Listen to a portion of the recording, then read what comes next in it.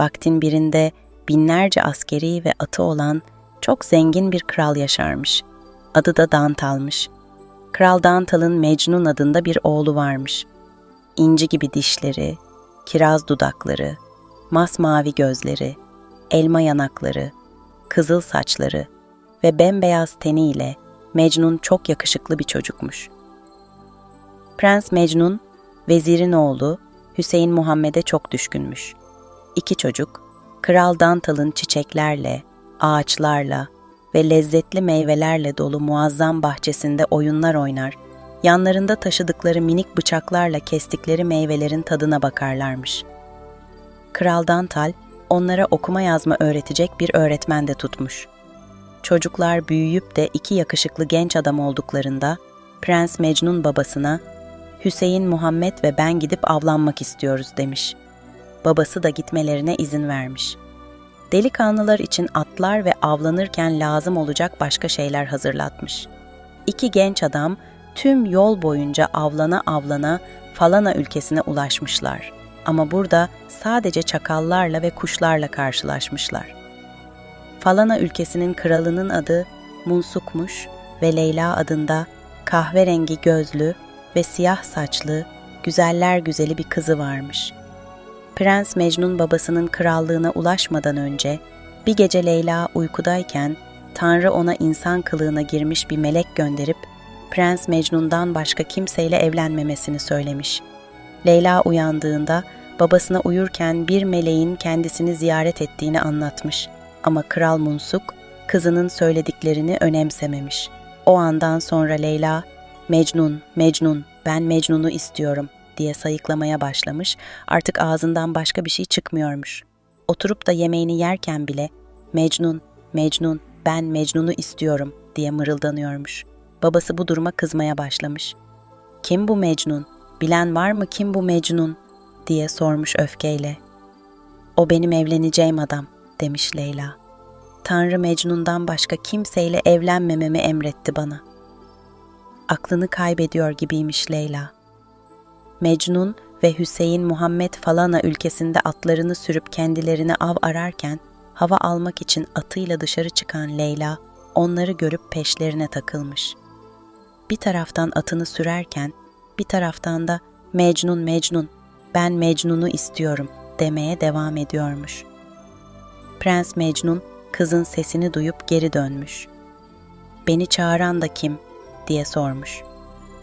Atın üzerindeki gencin yüzünü gören Leyla, Mecnun'a ilk bakışta aşık olmuş ve kendi kendine "Eminim bu adam Tanrı'nın evleneceğimi söylediği Mecnun." demiş. Sonra evine gidip babasına "Baba, krallığımıza gelen prensle evlenmek istiyorum. Biliyorum o genç adam benim Mecnun'um." demiş. "Pekala, öyleyse o senin kocan olacak." demiş Kral Munsuk. "Yarın onu bulup seninle evlenmesini isteyeceğiz." Leyla beklemeyi kabul etmiş ama prensle tanışmak için çok sabırsızlanıyormuş. Ne yazık ki durumdan haberi olmayan Prens Mecnun o gece Palana krallığını terk etmiş. Leyla prensin gittiğini duyunca aklını tamamen kaçırmış.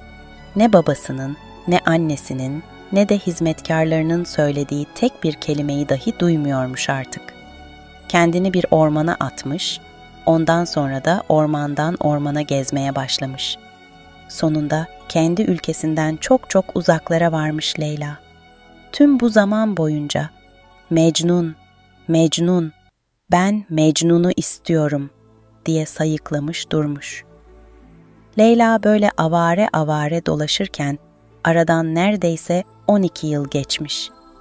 12. yılın sonunda bir fakirle karşılaşmış. Bu fakir aslında bir melekmiş ama Leyla bunu bilmiyormuş. Fakir, "Neden hep 'Mecnun, Mecnun, ben Mecnun'u istiyorum' diye sayıklıyorsun?" diye sormuş. Leyla, "Ben Falana ülkesinin kralının kızıyım ve Prens Mecnun'u bulmak istiyorum. Söyle bana, nerede onun krallığı?" demiş. "Ama oraya varman mümkün değil." demiş fakir. Prens Mecnun'un krallığı çok ama çok uzaklarda ve oraya ulaşabilmek için birçok nehri aşmak gerekiyor. Leyla hiçbir zorluğun umurunda olmadığını, mutlaka gidip Prens Mecnun'u görmesi gerektiğini söylemiş. "Pekala," demiş fakir. "Bagirati ırmağına geldiğinde bir rohu balığı göreceksin. Prens Mecnun'un ülkesine varmak istiyorsan o balığa binmelisin ki seni taşısın. Yoksa oraya asla ulaşamayacaksın." Leyla günler günler boyunca yürümüş, sonunda Bagirati ırmağına varmış. Koca rohu balığı bu nehirde yaşıyormuş. Balığın esnediğini gören Leyla hemen ağzının içine atlayıp balığın midesine ulaşmış. Balık nehirde süzülürken Leyla da hiç bıkmadan "Mecnun, Mecnun" diye sayıklamaya devam ediyormuş. Midesinden yükselen sesleri duyan rohu balığı korkup yüzebildiği kadar hızlı yüzmeye başlamış. Böyle yaparsam belki de sesleri duymam diye düşünmüş. Ama sonunda yorulup yavaşlamak zorunda kalmış. Suyun yüzeyine çıkınca karganın biri gelip sırtına tünemiş. "Gak gak" diye selam vermiş karga. "Ah Bay Karga," demiş zavallı balık. "Midemden gelen şu sesleri duyuyor musun? İyice aç ağzını da bir bakayım. Neymiş bu sesi çıkaran?" demiş karga. Böylece rohu çenesini açmış, karga da içeriye uçmuş. Ama çabucak geri dönüp "Midende bir ifrit var," demiş karga ve uçup gitmiş. Karganın söyledikleri zavallı rohu balığının içine dert olmuş ama Prens Mecnun'un ülkesine gelene kadar da yüzmeye devam etmiş. Rohu balığı dinlenmek için tekrar yüzeye çıktığında ırmağın kenarında su içen bir çakal görmüş. "Ah çakal, lütfen söyle bana, ne var benim içimde?" demiş. "Nasıl söyleyebilirim içinde ne olduğunu?" demiş çakal. "İçine girmeden göremem ki." Böylece rohu balığı kocaman açmış ağzını, çakal da dalmış boğazından aşağı. Tıpkı karga gibi o da çabucak atmış kendini dışarı. Korkudan tir tir titreyen çakal, "Midende bir ifrit var. Hemen kaçmasaydım diri diri yiyecekti beni," demiş ve kaçıp gitmiş oralardan. Çakal uzaklaşırken kocaman bir yılan gelmiş rohu balığının yanına. "Ah lütfen söyle bana, ne var benim içimde böyle çıngırdayan ve 'Mecnun, Mecnun, Mecnun'u istiyorum' diye sayıklayan?" demiş balık. Yılan, "Aç ağzını kocaman, gidip bakacağım neymiş o," demiş.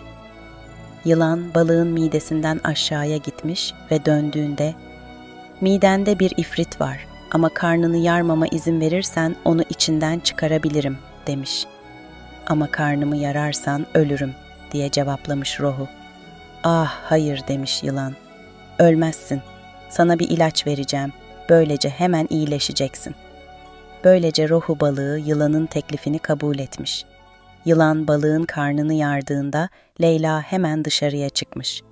12 yıl boyunca ormanlarda dolaştıktan sonra 12 yılda rohunun içinde yaşayan Leyla, güzel bir genç kız değil, dişleri dökük yaşlı bir kadınmış artık. Yılan Leyla'yı sırtına alıp şehrin yolunu tutmuş. Şehrin yakınlarına varınca yılanla vedalaşan Leyla, artık bir kral olan Mecnun'un sarayına kadar yürümüş de yürümüş. Leyla'nın "Mecnun, Mecnun, ben Mecnun'u istiyorum," diye ağladığını duyan nöbetçiler ona ne istediğini sormuşlar. "Kral Mecnun'u istiyorum," demiş Leyla. Hizmetkarlar gidip Kral Mecnun'a "Dışarıda sizi görmek isteyen yaşlı bir kadın var," demişler. Mecnun kadını huzuruna getirmelerini emretmiş. Leyla gelince Kral Mecnun ona ne istediğini sormuş. "Seninle evlenmek istiyorum," diye cevaplamış kadın. "24 yıl önce babam Falana kralının ülkesine geldin. Seninle ta o zaman evlenmek istemiştim ama sen o gece ansızın benden uzaklara gittin. Sonra aklımı yitirdim ve tüm bu yıllar boyunca seni arayarak dolaşıp durdum." Kadının anlattıklarından çok etkilenen Kral Mecnun, "Dediğin gibi olsun," demiş. Sonrasında "Bizi tekrar gençleştirmesi için Tanrı'ya dua et. Sonra seninle evleneceğiz," demiş Leyla. Böylece Mecnun Tanrı'ya dua etmiş. Tanrı rüyasında ona Leyla'nın elbiselerine dokunduğunda alev alacaklar. Elbiseler alev aldığında sen ve o tekrar genç olacaksınız, demiş. Mecnun Leyla'nın elbiselerine dokunduğunda elbiseler yanmaya başlamış, Leyla ve Mecnun'a gençliklerini bahşetmiş. Böylece Leyla tekrar güzel bir genç kız, Mecnun da yakışıklı bir prens olmuş. Büyük şenlikler eşliğinde evlendikten sonra Leyla'nın anne ve babasını görmek üzere Falana ülkesine doğru yola çıkmışlar. Leyla'nın annesi ve babası uzun yıllar boyunca kızları için o kadar çok ağlamışlar ki neredeyse kör olmuşlar. Babası sürekli "Leyla, Leyla" diye sayıklıyormuş. Leyla, anne ve babasının kör olduğunu görünce Tanrı'ya onların gözlerini iyileştirmesi için dua etmiş. Anne ve babası çok özledikleri kızlarını tekrar görünce içleri sevinçle dolmuş. Leyla'ya doyasıya sarılmışlar. Sonra büyük şölenler eşliğinde Mecnun ve Leyla'nın evliliğini kutlamışlar. Mecnun ve Leyla 3 yıl boyunca Kral Munsuk ve karısının yanında yaşadıktan sonra Kral Dantal'ın ülkesine geri dönmüşler. Mutlu çift sık sık ava çıkar, hava alıp eğlenmek için ülkeden ülkeye gezerler. Bir gün Prens Mecnun, "Hadi şu ormanın içinden geçelim," demiş Leyla'ya. "Hayır, olmaz," demiş Leyla. "Eğer bu ormanın içinden geçecek olursak benim başıma kötü işler gelecek." Ama prens, Mecnun karısının söylediklerini umursamamış, ormanın içine doğru sürmüş atını. İkisi ormanın içinde ilerlerken Tanrı, "Mecnun karısını ne kadar seviyor acaba? Leyla ölse üzülür mü? Gidip de başkasıyla evlenir mi? Görelim bakalım," diye düşünmüş ola ki, meleklerinden birini bir fakir kılığında ormana göndermiş. Melek, Leyla'nın yanına gidip yüzüne bir avuç toz üflemiş, Leyla o an bir öbek toza dönüşüp yere yığılmış. Sevgili Leyla'sının bir toz yığınına dönüştüğünü gören Mecnun, derin bir kedere kapılmış. Evine, babasının yanına döndükten sonra çok ama çok uzun bir süre boyunca hiçbir şey onu avutamamış. Uzun yıllar sonra neşesi ve mutluluğu biraz yerine geldiğinde Hüseyin Muhammed'le birlikte babasının güzel bahçesini ziyaret etmeye başlamışlar tekrar. Kral Dantal oğlunun yeniden evlenmesini istiyormuş. "Leyla'dan başka eş istemem, başkasıyla evlenmeyeceğim," diyormuş Mecnun. "Leyla öldü. Asla sana geri dönmeyecek," demiş babası. "Öyleyse ben de asla evlenmeyeceğim," demiş Mecnun. Bu arada Leyla, kocasının kendisini bir öbek toz halinde bırakıp gittiği ormanda yaşamaya devam ediyormuş. Mecnun gittikten sonra onu toza dönüştüren fakir gelip Leyla'nın küllerini toplamış. Onları temizleyip kil ve suyla karıştırmış. Karışıma bir kadın biçimi verdiğinde Leyla da tekrar bir insana dönüşmüş ve bedenine hayat gelmiş. Ama Leyla artık çirkin, yaşlı bir kadınmış. Upuzun bir burnu, yaban domuzu gibi uzun dişleri varmış. Dişleri hariç, rohu balığının içinden çıktığında nasıl görünüyorsa yine öyle görünüyormuş. Ormanın derinliklerinde yemeden içmeden yaşıyor ve daima "Mecnun, Mecnun, ben Mecnun'u istiyorum," diye sayıklıyormuş. Sonunda bir fakir kılığına girip de Leyla'nın yüzüne tozu üfleyen melek Tanrı'ya, bu kadının böyle ormanda oturup yemeden içmeden sonsuza kadar "Mecnun, Mecnun, ben Mecnun'u istiyorum," diye ağlamasının kime ne yararı var? İzin ver onu Prens Mecnun'a geri götüreyim, demiş. Pekala, onu götürebilirsin ama Mecnun onu gördüğünde kendisinden korkarsa kocasıyla konuşmaması gerektiğini ve ertesi gün küçük beyaz bir köpeğe dönüşeceğini Leyla'ya söylemelisin. Leyla sonrasında saraya gitmeli. Eğer Mecnun onu sever, onu kendi yemeği ile besler ve kendi yatağında uyumasına izin verirse ancak o zaman tekrar insan biçimine girebilir, demiş. Böylece melek yine bir fakir kılığında Leyla'nın yanına gelmiş ve onu Kral Dantal'ın bahçesine taşımış. Tanrı, Prens Mecnun bahçeye gezinmeye gelene kadar burada kalmanı emrediyor. Sonra kendini ona gösterebilirsin. Ama seni görünce korkarsa onunla konuşamazsın. Ayrıca Mecnun korkarsa ertesi gün küçük bir beyaz köpeğe dönüşeceksin, demiş. Sonra da tekrar insan biçimi alabilmek için bir köpekken neler yapması gerektiğini anlatmış Leyla'ya. Leyla, bahçedeki uzun otların arkasına saklanıp Mecnun ve Hüseyin Muhammed gelene kadar beklemiş. Kral Dantal artık çok yaşlı bir adammış. Hüseyin Muhammed ise Mecnun'la yaşıt olmasına rağmen Leyla'ya evlenerek tekrar gençleşen prensten çok daha yaşlı görünüyormuş. Mecnun ve vezirin oğlu bahçede dolaşırken çocukken yaptıkları gibi meyveler toplamışlar ama bu defa meyveleri kesmemişler de dişleriyle ısırarak yemişler. Mecnun bir taraftan meyvesini dişliyor, bir taraftan da Hüseyin Muhammed'le sohbet ediyormuş. Arkadaşına doğru döndüğünde vezirin oğlunun arkasından gelmekte olan Leyla'yı görmüş. "Ah, arkana bak, arkana bak," diye haykırmış. "Seni takip eden şeye de bak. Bir ifrit ya da bir canavar bu. Bizi yemek istiyor."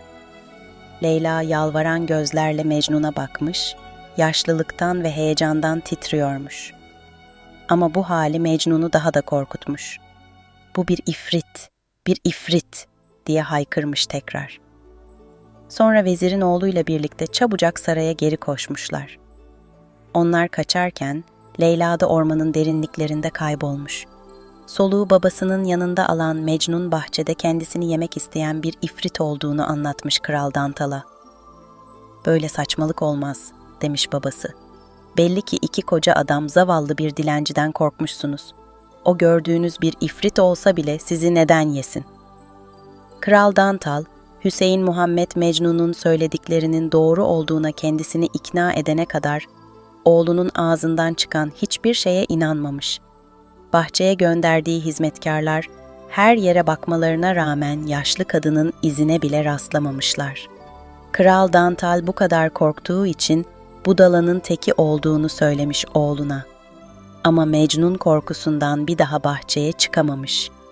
Ertesi gün Leyla küçük, sevimli bir köpeğe dönüşüp saraya gelmiş. Mecnun görür görmez sevmiş köpeği. Leyla bir an olsun Mecnun'un peşinden ayrılmıyormuş. Mecnun'la birlikte ava bile çıkıyor. Hatta avını yakalamasına da yardım ediyormuş. Mecnun köpeğini sütle, ekmekle ve kendisi ne yiyorsa onunla besliyormuş. Gece olduğunda ise küçük köpek Mecnun'un yatağında uyuyormuş. Ama bir gece küçük köpek ortadan kaybolmuş. Onun yerinde o gün Mecnun'u bahçede korkutan yaşlı kadın yatıyormuş.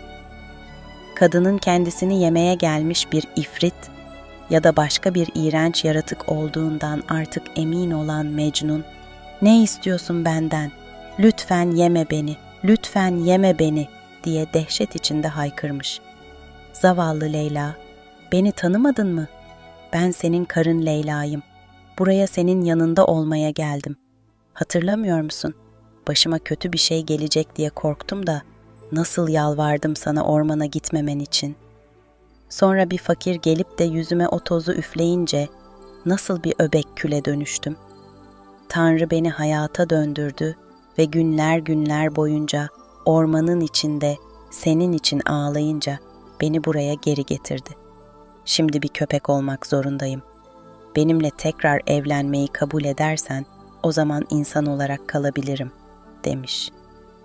Ama Mecnun, "Senin gerçekten Leyla olduğuna nasıl inanayım? Senin gibi yaşlı bir cadalozla evlenmemi nasıl beklersin? Bence sen karım değil, beni kandırmaya çalışan bir ifritsin," diye karşılık vermiş korkuyla. Bu sırada güneş doğunca yaşlı kadın tekrar küçük, sevimli bir köpeğe dönüşmüş. Mecnun babasına gidip gece olan her şeyi anlatmış. "Yaşlı kadın, yaşlı kadın, her zaman bir yaşlı kadınla başın belada," demiş babası. Yaşlı kadınları düşünmekten başka yaptığın bir şey yok. Senin gibi güçlü, kuvvetli bir adam nasıl olur da böyle korkak olabilir? Ancak oğlunun korkudan titrediğini gören kral, yaşlı kadının gece geri geleceğine inanmış. Mecnun'a, bu gece o yaşlı kadına sadece tekrar genç bir kıza dönüşebilirse kendisiyle evleneceğini söyle, demiş. Gece olup da Mecnun korku içinde yatağına uzandığında ayak ucundaki köpeği yine yaşlı bir kadına dönüşmüş. Mecnun, Mecnun, seninle evlenmek istiyorum. Daha seninle tanışmadan, henüz babamın krallığında genç bir prensesken aşık oldum sana. O gece ülkeden ayrılmasaydın, ta o zaman evlenecektik seninle. Ömrüm seni aramakla geçti, demiş Leyla. Öyle olsun, demiş Mecnun. Eğer yeniden bir genç kıza dönüşürsen, evleneceğim seninle. Ah, bundan kolay ne var, demiş Leyla sevinç içinde. Tanrı gençliğimi verir bana. 2 gün sonra bahçeye in, ağaçlardan birinde olağanüstü bir meyve göreceksin. O meyveyi koparıp odana getir ve nazikçe kesip içini aç. Ama bunu yaparken yalnız olmalısın. Çünkü ben o meyvenin içinde olacağım ve üzerimde hiç elbise olmayacak.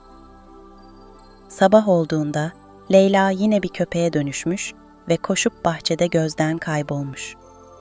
Mecnun Leyla ile konuştuklarını babasına anlatmış, babası da ona yaşlı kadının söylediği gibi yapmasını öğütlemiş. 2 gün sonra Mecnun ve vezirin oğlu bahçeye gitmişler.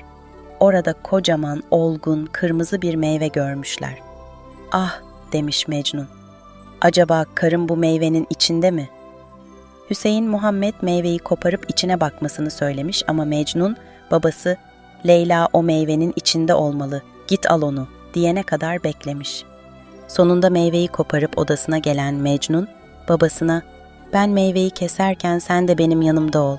Tek başıma kesmeye korkuyorum, belki içinden beni yemek isteyen bir ifrit çıkar, diye yalvarmış. Olmaz, demiş Kral Dantal. Hatırla Leyla çıplak olacak. Odanda yalnız olmalısın. Ayrıca korkmana gerek yok, çünkü ben kapının önünde bekliyor olacağım. Eğer meyveden bir ifrit çıkarsa, seslen bana, hemen gelir, seni kurtarırım. Sonra Mecnun meyveyi alıp, korkudan titreyen ellerle kesmeye başlamış. Meyveyi bölünce, yeniden genç ve her zamankinden çok daha güzel olan Leyla dışarıya çıkmış.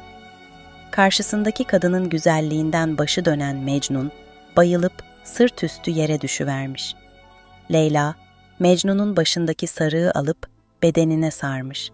Sonra da telaşla kapının dışında bekleyen Kral Dantal'ı çağırmış, Mecnun neden böyle bayıldı, neden benimle konuşmuyor, yine mi korktu benden, diye sormuş. Kral Dantal, Mecnun bu kez korktuğu için bayılmadı. Eskisinden de güzel olmuşsun. Mecnun güzelliğine dayanamadığı için bayıldı. Kendine geldiğinde sana kavuştuğuna çok sevinecek, demiş. Kral biraz su getirmiş. Birlikte Mecnun'a biraz su içirip yüzünü yıkamışlar. Mecnun gözlerini açıp oturunca Leyla, "Neden bayıldın? Benim Leyla olduğumu görmedin mi?" diye sormuş. "Ah," demiş Mecnun, "senin Leyla olduğunu ve bana geri döndüğünü gördüm elbette. Ama gözlerin öyle büyüleyici ki onlara bakar bakmaz ruhum bedenimden çekildi." Yaşanan mucize hepsini öyle mutlu etmiş ki Kral Dantal, saraydaki bütün davulların çalınmasını, Mecnun ve Leyla'nın düğününün ziyafetlerle kutlanmasını, hizmetkarlara hediyeler, fakirlere yemek ve para dağıtılmasını emretmiş. Mutlu çift bir süre sonra biraz hava almak için saraydan ayrılıp gezinmeye karar vermişler. Yanlarına sadece bir tane seyis alıp atlarını başka ülkelere doğru sürmüşler. Günler sonra muhteşem bir bahçesi olan bir krallığa ulaşmışlar. Bahçede neler olduğunu görmek isteyen Mecnun, "Hadi içeri girip bir bakalım," demiş. "Hayır, hayır," demiş Leyla. "Bu bahçe kötü kalpli bir krala ait. Çamin Basa çok kötü bir adamdır." Ama Mecnun, Leyla'nın uyarılarına rağmen ille de görmek istemiş. Atından inip çiçeklere bakmaya gitmiş. Mecnun bahçede gezinirken Leyla, Çamin Basa'nın kendilerine doğru geldiğini görmüş. Kocasını öldürüp kendisini kaçıracağını adamın gözlerinden anlamış. Bu yüzden Mecnun'a, "Gel hadi, gidelim buradan çabuk. O kötü adamın yanına yaklaşma. Gözlerinde görüyorum, yüreğimde hissediyorum. Seni öldürüp kaçıracak beni," diye seslenmiş. "Saçmalama Leyla," demiş Mecnun. "Bence o çok iyi kalpli bir kral. Zaten bana o kadar yaklaştı ki istesem de kaçamam artık." "Öyle olsun," demiş Leyla. "Benim yerime sen ölsen daha iyi. Bir kere daha ölürsem Tanrı canımı bağışlamaz bana bu defa. Ama sen ölürsen seni yeniden hayata döndürebilirim." Çamin Basa artık iyice yakınmış. Mecnun, kralın ne kadar da hoş bir adam olduğunu düşünürken, Çamin Basa palasını çekip Mecnun'un kellesini uçurmuş. Atının üzerinde sessizce oturan Leyla, kendisine yaklaşan krala, "Kocamı neden öldürdün?" diye sormuş. "Çünkü benim olmanı istiyorum," diye cevaplamış kral. "Asla senin olmam," demiş Leyla. "İstesen de, istemesen de seni alacağım," demiş kral. "Gel de al öyleyse," demiş Leyla. Kral, Leyla'nın elini yakalayıp onu atının üzerinden indirmek için iyice yaklaştığında, Leyla kuşağının içinden küçücük bir bıçak çıkarmış. Leyla kolunu kaldırınca bıçak uzayıp genişlemeye başlamış. Göz açıp kapayıncaya kadar koca bir palaya dönüşen küçücük bıçak, Leyla'nın ufacık bir hareketiyle Çamin Basa'nın başını omuzlarından ayırıvermiş. Böylece kraldan kurtulan Leyla, atından inip Mecnun'un cansız bedeninin yanına gitmiş. Serçe parmağını tırnağının ucundan avcunun içine kadar kesince, şifa veren bir ilaç gibi fışkırmış kanı. Mecnun'un kafasını yerine koyup, elinden akan kanı bir merhem gibi sürmüş boynuna. Kopuk başı bedenine geri dönen Mecnun gözlerini açıp, "Ne kadar da güzel bir uykuydu bu. Neden sanki yıllarca uyumuşum gibi hissediyorum," demiş. Yerinden kalktığında Leyla'nın atının yanında ölü kralı görmüş. "Bu da kim?" diye sormuş Mecnun. "Bu beni yakalamak için seni öldüren kötü kalpli kral. Sana böyle yapacağını söylemiştim," demiş Leyla. "Onu kim öldürdü?" diye sormuş Mecnun. "Ben öldürdüm," diye cevaplamış Leyla. "Ve seni hayata döndüren de benim. Madem nasıl yapacağını biliyorsun, o zaman bu zavallı adama da hayatını geri ver ne olur," demiş Mecnun. "Olmaz," demiş Leyla. "O kötü kalpli bir adam. Sana yine zarar vermek ister." Ama Mecnun, kötü kalpli kralı yaşama döndürmesi için inatla öyle çok ısrar etmiş ki, sonunda Leyla, "O zaman atına bin ve seyisle birlikte buradan gidebildiğin kadar uzağa git," demiş. "Ama sen ne olacaksın? Seni burada tek başına bırakamam," demiş Mecnun. "Ben başımın çaresine bakarım," demiş Leyla. "Ama bu sefil adam seni tekrar görürse yine öldürmeye kalkar." Mecnun, Leyla'yı dinleyip atına binmiş, o ve Seyis oradan iyice uzaklaşınca durup Leyla'yı beklemeye başlamışlar. Sonra Leyla, kötü kalpli kralın başını omuzlarına koymuş, azıcık şifalı kan süzülene kadar parmağındaki yarayı sıkmış. Sonra bıçağının geçtiği her yere kanı sürmüş. Kralın gözlerini açmaya başladığını gördüğünde var gücüyle koşmaya başlamış. Kendisini yakalamaya çalışan kralı ardında bırakıp atına atlamış ve çok geçmeden onu bekleyen kocasına kavuşmuş. Kral Dantal'ın sarayına ulaşana kadar 4 nala sürmüşler atlarını. Kral Dantal neler olduğunu duyduğunda hem dehşete kapılmış hem de çok öfkelenmiş. "Leyla gibi bir karın olduğu için çok şanslısın," demiş Mecnun'a. "Neden karını dinlemedin? O olmasaydı şimdi ölmüştün." Oğlu artık güvende olduğu için şükreden kral büyük bir şölen tertip edip fakirlere de bol bol sadaka dağıtmış. Leyla'yı da hediyelere boğmuş.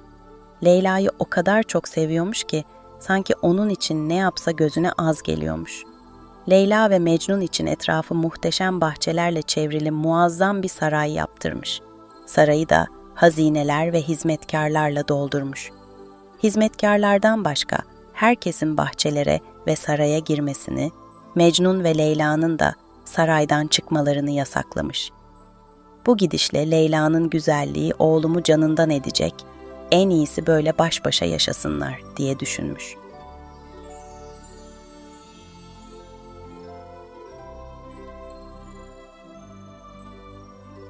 Bir zamanlar hep birlikte yaşayan 8 kardeş varmış. Bunların 7'si erkek, biri kızmış. Erkekler evliymiş ama evin yemeklerini karıları pişirmezmiş. Bu işi bütün aileye yemek pişirmek için evde kalan kız kardeşleri halledermiş. Hem bizim gibi tarlada çalışmak yerine evde kalıyor, hem de yemekleri zamanında hazırlamayı beceremiyor diye hasetlenen gelinler, aşçılığı ve mutfağın sorumluluğunu görümcelerinin elinden almak için planlar yapıyorlarmış. Bir gün kötü bir ruh çağırıp ona sözler vermişler, kendilerine karşı iyi niyetli olmasını dileyip yardımını istemişler. Görümcemiz her öğle vakti su getirmeye gider. Testiye suyu doldurmak istediğinde sular çekilsin, sonra da yavaş yavaş tekrar yükselsin. Ne yaparsa yapsın, testiye su dolmasın da gölün kenarında oyalanıp eve dönemesin. Dileğimizi yerine getirirsen, al o kızı senin olsun, demişler. Güneş tepeye vardığında genç kız testisini alıp göle su doldurmaya gitmiş. Gölün suyu gözlerinin önünde birdenbire kuruyup kaybolunca kız ne yapacağını bilememiş. Çok geçmeden sular tekrar yükselmeye başlamış. Su seviyesi kızın ayak bileklerine ulaştığında tekrar testiyi doldurmayı denemiş ama testiyi bir türlü suyun altına sokamamış. Kız öyle korkmuş ki ağlamaya başlayıp kardeşine seslenmiş. "Ah kardeşim, su bileklerime ulaştı ama dalmıyor testim içine." Su, kızın dizlerine kadar yükselmeye devam etmiş. Kız başlamış yine ağlanmaya. "Ah kardeşim, su dizlerime ulaştı ama dalmıyor testim içine." Su, kızın beline kadar yükselmiş. Kız yine seslenmiş ağlayarak. "Ah kardeşim, su belime ulaştı ama dalmıyor testim içine." Su, kızın boynuna kadar yükselmiş. Kız ağlamaya devam etmiş. "Ah kardeşim, su boynuma ulaştı ama dalmıyor testim içine." Sonunda su o kadar yükselmiş ki kız boğulmaya başlayıp kardeşine haykırmış. "Ah kardeşim, bu su insanın boyunu ölçüyor. Testi öyle dolmaya başlıyor." Testi suyla dolmuş ama kız da dolan testiyle birlikte suyun derinliklerine gömülüp boğulmuş. Kötü huylu ruh kızı da kendisi gibi bir ruha dönüştürmüş ve onu da alıp gitmiş. Kız bir süre sonra içinde boğulduğu gölün kenarında büyüyen bir bambu olarak tekrar ortaya çıkmış. Bambu devasa boyutlara ulaştığında oradan geçmekte olan bir adam onu görüp içinden "Bu bambudan çok güzel keman olur," demiş. Böylece bir gün baltasını da alıp gelmiş. Tam kesmeye başlayacakken bambu dile gelip "Kökümden kesme, tepemden kes," demiş. Adam baltasını gövdenin yukarısına doğru kaldırdığında bambu tekrar bağırmış. "Tepemden kesme, kökümden kes." Bunu duyan adam kötü huylu bir ruhun kendisini korkutmaya çalıştığını anlamış. Öfkeyle bambuyu kökünden kesip güzel bir keman yapmak için sırtlayıp götürmüş. Adamın yaptığı keman öyle olağanüstü bir sese sahipmiş ki bir duyan bir daha dinlemek istiyormuş. Adam dilenmeye giderken kemanını da yanına alıyor, çaldığı tatlı müzik sayesinde her akşam evine dolu bir keseyle dönüyormuş. Adam bazen kızın erkek kardeşlerinin yaşadığı eve de uğruyormuş. Kemanın sesinden derinden etkilenen erkek kardeşlerin bazıları gözyaşlarına boğuluyormuş. Zira kemanın telleri de sanki kederle titriyormuş. Bir gün en büyük kardeş kemanı satın almak istemiş. Bu harika kemanı kendisine verirse adamı tüm bir yıl boyunca besleyeceğine söz vermiş. Ama kemanın ne kadar değerli olduğunu bilen adam satmayı reddetmiş. Bir süre sonra adamın yolu bir köy reisinin evine düşmüş. Kemanıyla bir iki şarkı çaldıktan sonra yiyecek bir şeyler istemiş. Evdekiler kemanı satın almak istemişler ve bolca da para teklif etmişler. Ama yaşamını kemanını çalarak kazanan adam satmayı yine reddetmiş. Adamı ikna edemeyeceklerini anlayan hane halkı ona yemek ve bol bol da içki vermiş. Adam öyle çok içmiş ki hemencecik sarhoş olmuş. Adam sızdığında kemanını elinden alıp yerine kendi eski kemanlarını koymuşlar. Ayıldığında kemanın değiştirildiğini hemen anlamış ve evdekilerden kendi kemanını geri istemiş ama reisin ailesi kemanı aldığını inkar etmiş. Sonunda adam kaderine küsüp oradan ayrılmak zorunda kalmış. Bir müzisyen olan köy reisinin oğlu adamın kemanını çalmaya başlamış. Kemanın müzisyenin ellerinde verdiği ses, duyan bütün kulakları kendine hayran bırakıyormuş. Bütün ev halkı tarlaya çalışmaya gittiğinde kız da bambu kemandan çıkıp ev halkına yemek hazırlıyormuş. Kendi payına düşeni yedikten sonra delikanlının yemeğini yatağının altına koyup toz gelmesin diye üzerini örtüyor, sonra da kemanın içine geri dönüyormuş. Bu durum böyle günlerce sürüp gitmiş. Reisin ailesi delikanlıdan hoşlanan bir genç kız olduğunu, yemekleri de gelip onun pişirdiğini düşünüp neler olduğunu çok da merak etmemiş. Ama genç adam kendisini rahat ettirmek için böylesine uğraşan genç kızın kim olduğunu bulmaya kararlıymış. O kızı yakalayıp bir güzel sopalayacağım. Böylece diğerlerinin önünde beni utandırmanın ne demek olduğunu anlayacak diye düşünmüş. Sonra da gidip odanın bir köşesindeki odun yığınının arkasına saklanmış. Kısa bir süre sonra kız bambu kemanın içinden çıkmış ve saçlarını toplamaya başlamış. Kendisine çeki düzen verdikten sonra her zamanki gibi gidip pilav pişirmiş.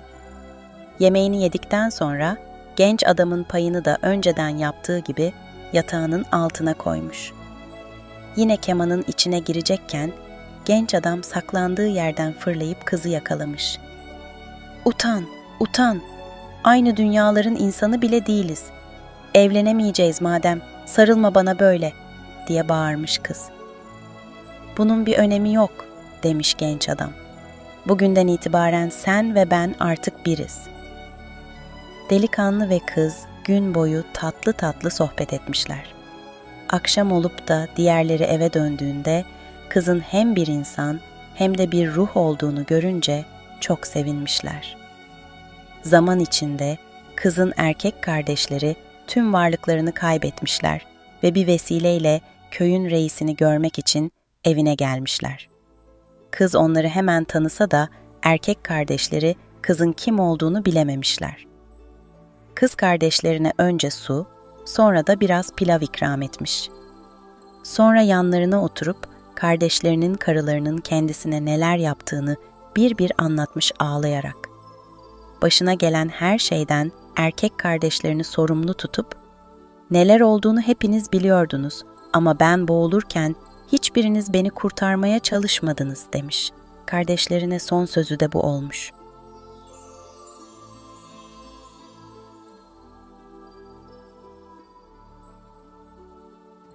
Uzun zaman önce Bodhisat, üzerinde nilüferler açan bir gölün kenarında bir ağaç perisi olarak dünyaya gelmiş.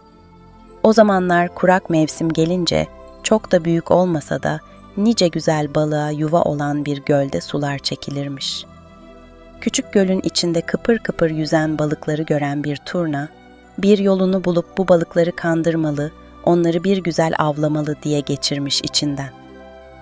Böylece gidip suyun kenarına oturmuş ve bu işi nasıl yapsam diye düşünmeye başlamış. Turnayı gören balıklar gelip merakla, "Orada oturmuş ne düşünüyorsun böyle kara kara?" diye sormuşlar. "Sizi düşünüyorum," demiş turna. "Deme yahu, bizim neyimizi düşünüyorsun?" diye sormuş balıklar. Demiş turna. "Bu gölde çok az su var. Yemeğiniz iyice azalmış ve hava da çok sıcak. Ben de bu balıklar şimdi ne yapacak diye düşünüyordum." "Haklısın. Şimdi ne yapacağız biz?" demiş balıklar bir anda endişeye kapılarak.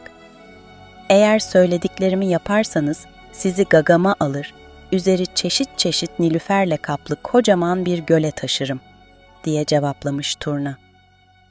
Dünya var olduğundan beri bir turnanın balıkları böyle düşünmesi duyulmuş şey değil. "Senin derdin bizi teker teker yemek," demiş balıklar. "Hiç de bile. Sizi asla yemem. Güvenin bana.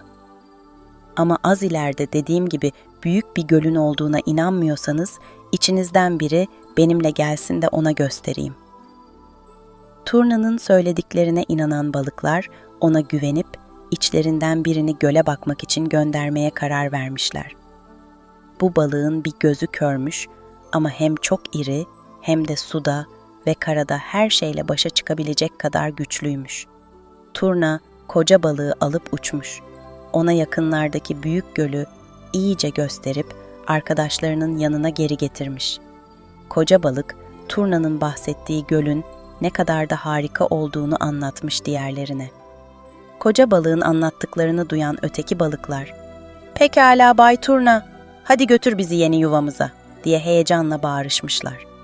Böylece Turna içlerinden yaşlı, yarı kör bir balığı gagasına alıp diğer göle doğru uçmaya başlamış. Büyük göle ulaştığında kıyıda yetişmekte olan bir mürver ağacına konmuş. Yaşlı balığı bir dalın çatalına koyup afiyetle yemiş, kılçıklarını da ağacın dibine atmış. Sonra da öteki balıkların yanına dönüp, "Yaşlı balığı göle bıraktım, şimdi kim gelmek istiyor?" diye seslenmiş. Turna bu numara sayesinde tüm balıkları teker teker gölden alıp kendine müthiş bir ziyafet çekmiş. Sonunda küçük gölde hiç balık kalmadığını görmüş. Ama hala bir yengeç varmış gölde. Onu da yemek isteyen Turna, "Diyorum ki, güzel yengeç, bütün balıkları taşıdım buradan ve götürdüm onları büyük, güzel göle. Gel hadi taşıyayım seni de," diye seslenmiş. "Ama beni nasıl tutacaksın da taşıyacaksın oraya," demiş yengeç. "Balıkları taşıdığım gibi seni de gagamın arasına sıkıştırıp götüreceğim," demiş Turna. "Beni öyle taşırsan düşürürsün." "Yok, gelmem seninle," diye karşılık vermiş yengeç. "Korkma, düşürmem. Tüm yol boyunca sıkı sıkı tutarım seni," demiş Turna yengeci ikna etmeye çalışarak. Yengeç içinden, "Bu Turna bir kez gagasının arasına aldı mı avını hayatta bırakmaz. O büyük göle götürse beni keşke. Ama güvenemem ona. Eğer bir numara yapmaya kalkarsa da keser boğazını, öldürürüm onu," diye düşünmüş. Sonra Turna'ya demiş ki, "Bana bak dostum, beni yeterince sıkı tutman mümkün değil ama neyse ki kıskaçlarım yeterince güçlü.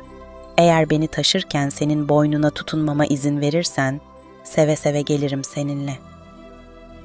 Aklı midesinde olan Turna, anlamamış yengecin kendisini zekasıyla alt etmeye çalıştığını, kabul etmiş şartını. Böylece yengeç, kıskacıyla bir demirci kerpeteni gibi Turna'nın boynunu yakalamış ve "Artık gitmeye hazırım," demiş. Turna uçmuş yükseklere boğazına tutunmuş yengeçle birlikte. Ama göle gitmek yerine başlamış uçmaya mürver ağacına doğru. "Hey!" diye haykırmış yengeç. "Göl bu tarafta kaldı. Neden o tarafa gidiyorsun?" "Ah, öyle yapıyorum, değil mi?" diye cevaplamış Turna. "İki tatlı laf ettin diye köle gibi her istediğini yaparım mı sandın? Bak da gör, şu ağacın dibindeki kılçık yığınını. Tek tek yedim o akılsız balıkları. Şimdi senle doyuracağım karnımı. O balıklar kendi budalalıkları yüzünden senin yemeğin oldular," diye cevaplamış yengeç. "Ama beni yemene izin vermeyeceğim. Tam tersine. Asıl ben seni mahvedeceğim. O kadar budalasın ki seni kandırdığımı fark etmedim bile. Eğer öleceksek birlikte öleceğiz. Çünkü kafanı koparıp atacağım yere." Bunları söyledikten sonra yengeç Turna'nın boynunu kıskaçlarının arasında bir mengene gibi sıkmaya başlamış. Gözlerinden yaşlar süzülen Turna nefes nefese kalmış. Ölüm korkusuyla titreyerek yengece yalvarmaya başlamış. "Ah Tanrım, aslında seni yemeyi hiç düşünmedim. Lütfen bağışla canımı." "Hayret, madem öyle götür beni göle bırak," demiş yengeç. Turna dönüp gölün kıyısına inmiş ve yengeci bir çamur öbeğinin üzerine bırakmış. Ama yengeç bir av bıçağı bir nilüferin sapını nasıl keserse öyle kesivermiş Turna'nın boynunu. Ancak ondan sonra girmiş suya. Mürver ağacında yaşayan peri bu tuhaf olayı görünce ağacın gövdesinden alkışlar yükselmiş. Perinin hoş sesi duyulmuş sonra. Cani kurnaz olsa da kötülükle varamaz refaha. Kullansa da zekasını kandırmaya, bir yengeçle karşılaşır sonunda her turna.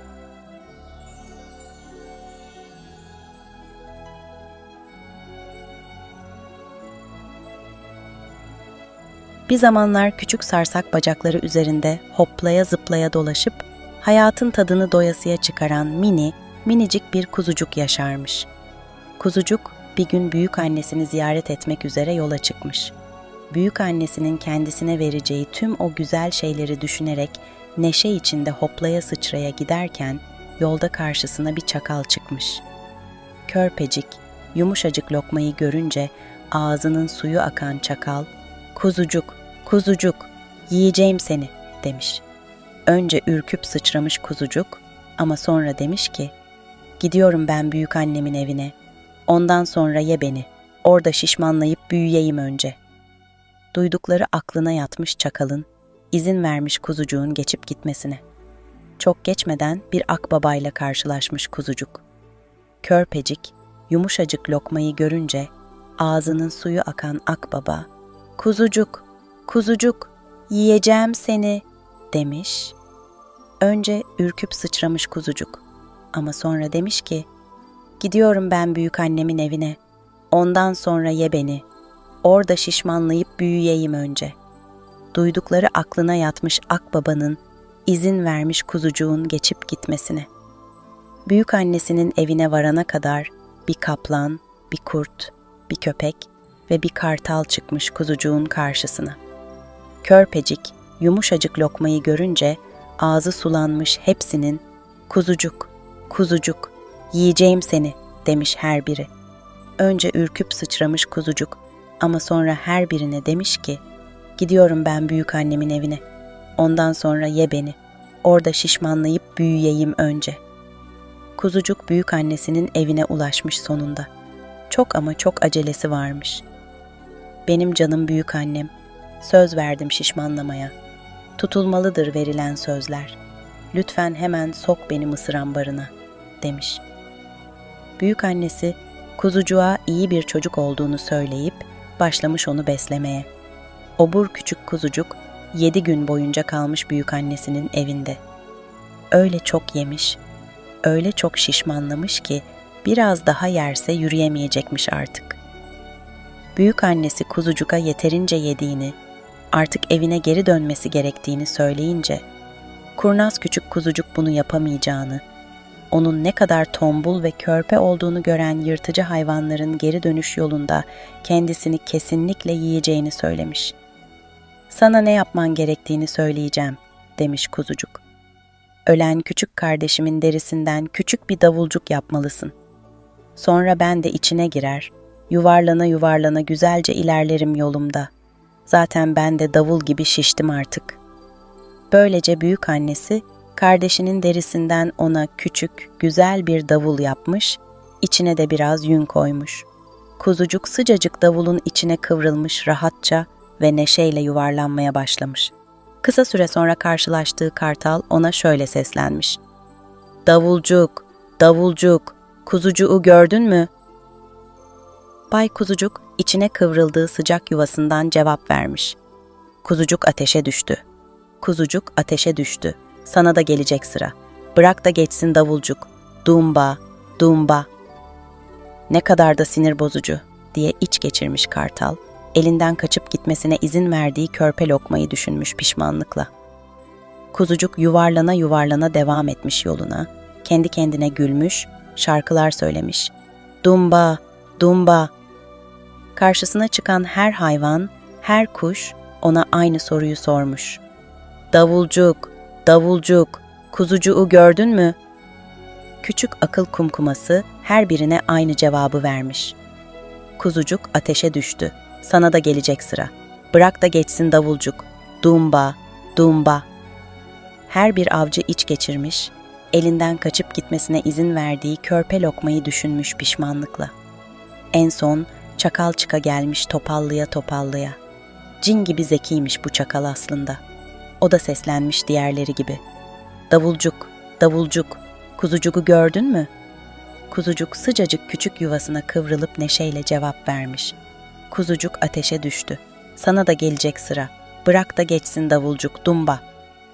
Kuzucuk tekerlemesini tamamlayamamış. Çünkü sesin sahibini hemen tanıyan çakal, "Hey, içini dışına çıkardın öyle mi? Hadi çık bakalım oradan," diye bağırmış. Davulcuğun üzerine atlamış ve kuzucuğu bir lokmada yutuvermiş.